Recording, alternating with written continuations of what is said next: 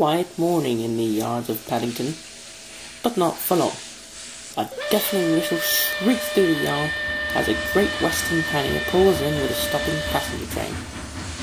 This engine will be the main focus of today.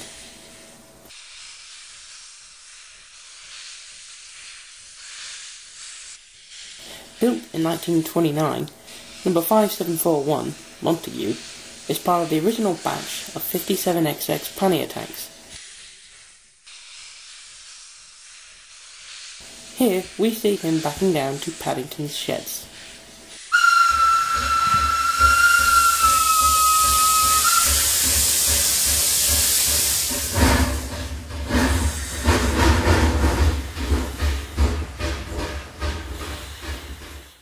As the crew leave, some cleaners come to work on Montague.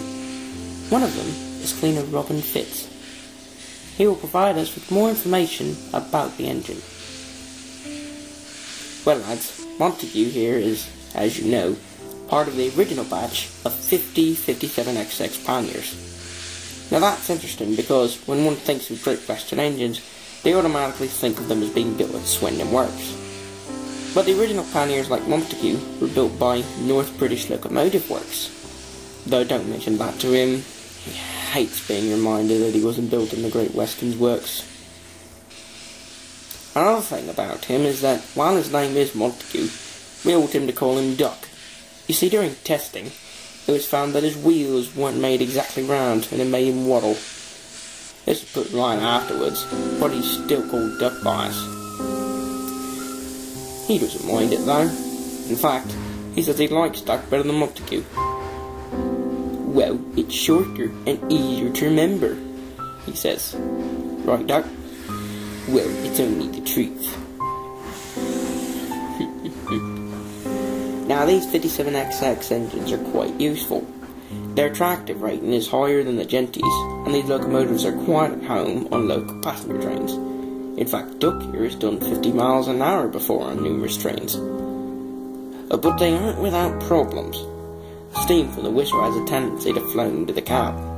Though in all fairness, this is sorted out now since they're being fitted with whistle shields. Though Duck hasn't had his fitted yet. Another difficulty is you've got to be so careful when driving these locos about. Notch back on that reverser too much and they'll stall. Also, many a workman has spilled the coal if he hasn't made sure that the engines were aligned perfectly with the coaling tower.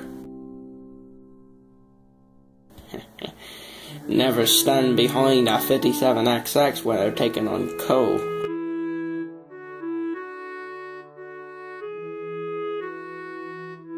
Now we see 5741 rushing through a small station in the Great Western with the local goods.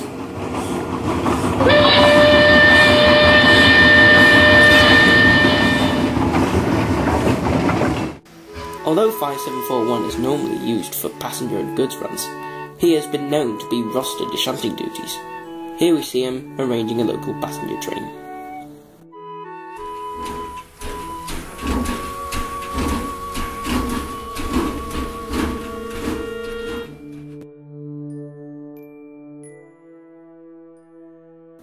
And finally, we will look at 5741's final duty of the day, a local passenger train to Reading.